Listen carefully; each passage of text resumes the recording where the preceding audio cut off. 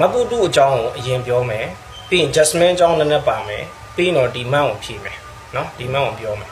ဆိုတော့မပုတုအကြောင်းဆိုလို့မပုတု2ယောက်ရှိတယ် TikTok မှာပေါ့နော်ဟိုလူသိရှင်ကြားလူသိများတဲ့မပုတု2ယောက်ရှိတယ်2ယောက်လုံးက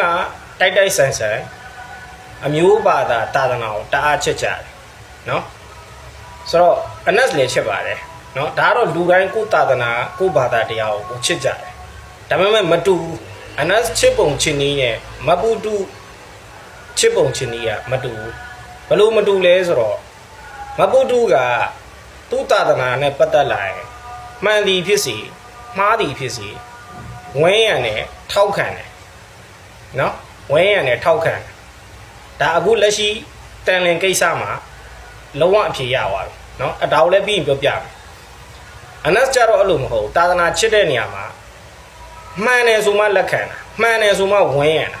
မှားတယ်ဆိုရင်မထောက်ခံအောင်နော်ဘယ်လိုမျိုးလဲဆိုတော့မှားတယ်ဆိုရင်ကြော်ရင်ကြော်သွားလိုက်တယ်ပြောချင်ရင်ပြောလိုက်တယ်ကိုယ့်ဘာသာကိုပြန်ပြောချင်ပြောတယ်မပြောချင်ကြော်သွားလိုက်တယ်ဒါပေမဲ့မဝင်းရံအောင်မထောက်ခံအောင်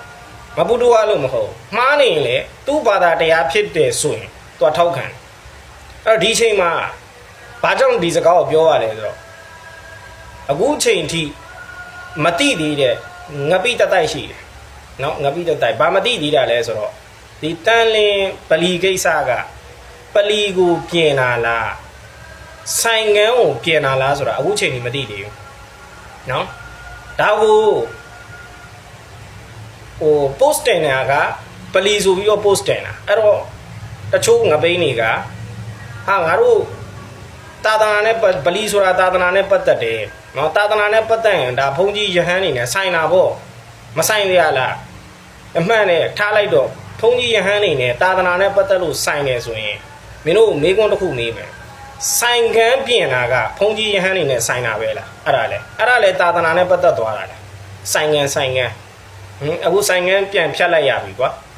အဲ့ဒါမင်းတို့ဘုန်းကြီးတွေနဲ့ဆိုင်တာလားသာသနာနဲ့ဆိုင်သွားတာဘလို့ဆိုင်သွားတာလဲတစ်ချက်ပြောကြည့်ပါမင်းတို့အထောက်ထားယူလာခဲ့ဆိုတော့လေမယူလာနိုင်ဘူးနော်ဆိုတော့မပုတုအကြောင်းထပ်ပြောမယ်ဆိုတော့ပြီးရင်ကျွန်တော် comment မှာနော်ဟိုပုံလေးတစ်ပုံ screenshot ရိုက်တာတဲ့ပုံလေးတစ်ပုံပြမယ်အဲ့ဒီပုံကဘာပုံလဲဆိုတော့ဟိုမိမနော်အီးတွေ့လားပလဲတွေ့လားနော်တိုးတဲ့နာမည်မျိုးပြောင်းနေဆိုတော့ထားပါတော့အဲ့ဒီမိမကအစ္စလာမ်သာသနာရဲ့အာဇန်တန်အခုကြားတယ်မလားအာဇန်ပေးအဲ့ဒီအာဇန်တန်ခွေးဟောင်တန်ဆိုပြီးတော့စော်ကားတာနော်ပြီးတော့သူ့အိမ်မှာမွေးထားတဲ့ခွေးကိုလည်းအလာဆိုပြီးနာမည်ပေးရတယ်ဘလောက်ရိုင်းဆိုင်အနက်စကကျန်းသွားတယ်စကားကျန်းသွားတယ်ဒီဖုန်းကြီးတွေနဲ့ပတ်သက်ရင်ပြောသွားတယ်ဒါဖုန်းကြီးတွေနဲ့ပတ်သက်ပြီးပြောသွားတာနော်ဆဲဆိုတာလည်းမဟုတ်ဘူးရိုင်းဆိုင်တာလည်းမဟုတ်ကဲခုတ်ပြီးဒေါသပါလို့ပြောသွားတယ်နော်ဒါကတော့ဘယ်သူမှဆိုမင်းတို့လည်းငားနေရမှာဆိုဒီခံစားချက်ကနေရာချင်းလဲကြည့်လိုက်သူ့နေရာမှာငါဆိုရင်ဆိုတဲ့ကိုချင်းစာတရားနဲ့နေရာချင်းလဲကြည့်လိုက်ဘယ်သူမှဆိုဒေါသထွက်မှာနော်အဲ့တော့အဲ့လိုမျိုးငါကြမ်းသွားတယ်ဒါပေမဲ့ငါအခုတောင်းပန်ပြီးသွားပြီနော်ငါဗီဒီယိုနဲ့တင်ပြီးတော့ငါတောင်းပန်ပြီးသွားပြီအဲ့တော့တောင်းပန်ပြီးသွားတာကငါမှလုံးဝအပြစ်မရှိတော့နော်လုံးဝဘာအပြစ်မှမရှိတော့ငါတောင်းပန်စရာရှိတာငါတောင်းပန်မင်းတို့ကြေးတာမကြေးတာမင်းတို့ကိစ္စနော်ငါတောင်းပန်တယ်ဆိုတာလေငါသာသနာရဲ့အဆုံးအမနဲ့မကိုက်ညီတဲ့စကားကိုငါပြောမိလို့ငါတောင်းပန်အဲ့တော့မပုတုကို challenge တစ်ခုလုပ်ချင်တယ်နော် challenge တစ်ခုလုပ်ချင်တယ်အဲ့ဒါဘာလဲဆိုတော့ကဲဟုတ်ပြီ anas ကိုအေးအေးယူစေချင်တယ်ဒီစကားပြောလို့ဟုတ်ပြီတောင်းပန်တာလည်းမကြည်အေးဘူးအေးအေးယူစေချင်တယ်ဆိုရင် challenge တစ်ခုလုပ်မယ်အဲ့ဒါဘာလဲဆိုတော့အဲ့ဒီပလဲသွဲဆိုတဲ့မိန်းမနော်သူတို့ပြောတာဘာသာတရားနဲ့ပါပြောတာပို့ဆိုပတ်ဆက်နော်ပြီးရင်နုံနုံမေဆိုတဲ့အိမ်ပေါ်မှာနော်ပြီးသွားရင် notification လို့နော်ပြီးသွားရင်ဟို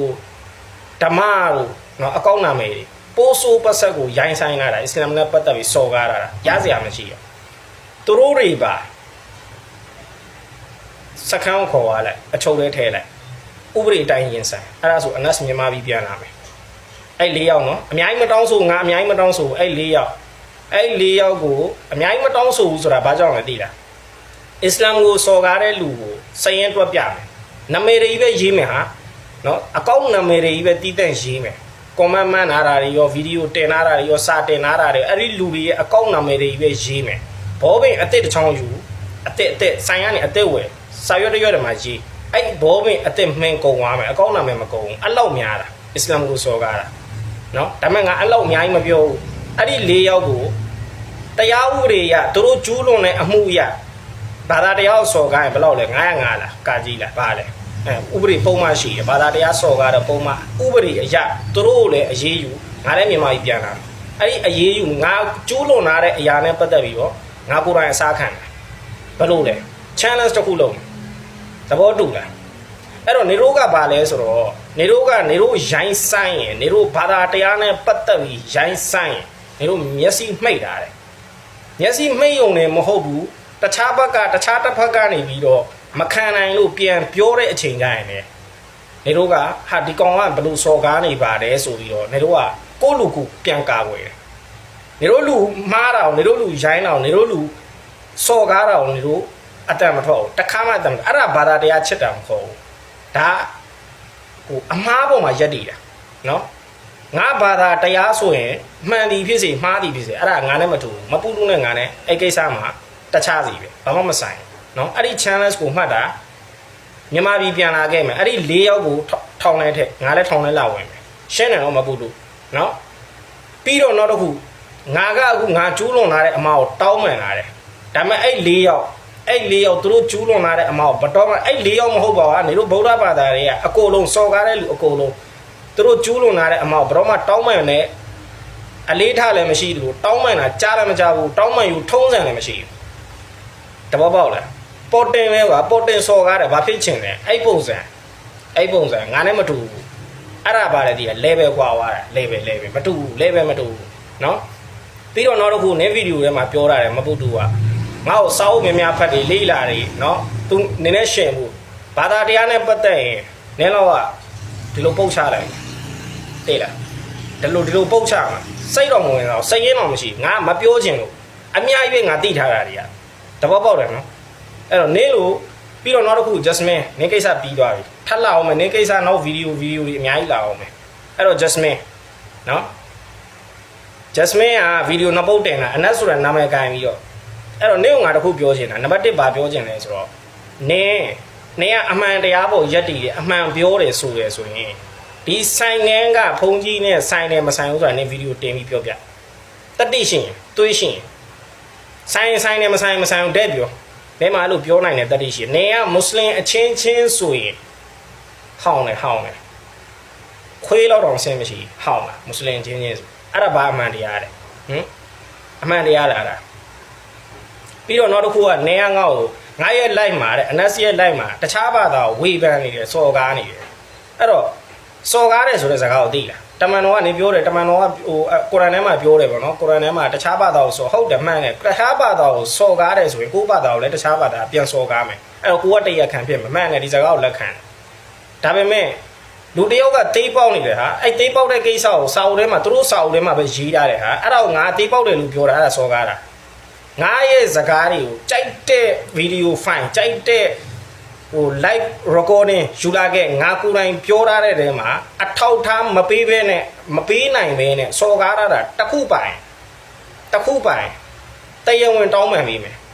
ရှင်းတယ်နော်ငါပြောသမျှစကားအားလုံးအထောက်ထားရှိတပတ်ပေါက်လားအဲ့တော့နေကိုယ်တိုင်ကဘာမှ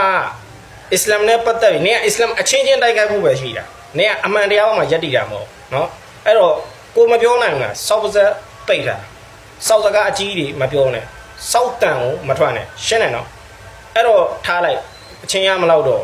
ဆိုတော့ဒီကွန်မန့်မှန်တာအနက်ဆိုတဲ့ကလာမင်းတို့ခေါ်ချင်လို့ခေါ်ကထားလိုက်တော့အဲ့တော့ငါကတောင်းပန်ပြီးသွားပြီမင်းတို့အခုနငါပြောတဲ့ဗီဒီယိုဖိုင်ထဲမှာလည်းနော်တောက်လျှောက်ငါပြောရတဲ့ထဲမှာလည်းမင်းနားထောင်ဘူးလောက်ပြီးထင်တယ်အဲ့တော့မင်းတို့ဘာသာကစော်ကားတာတွေတော့မင်းဘယ်လိုပြောမလဲ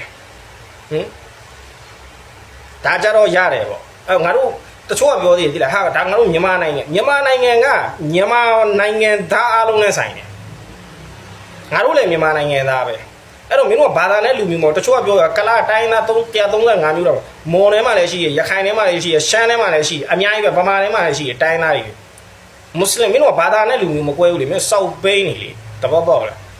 တလောက်ပဲပြောချင်တယ်နော်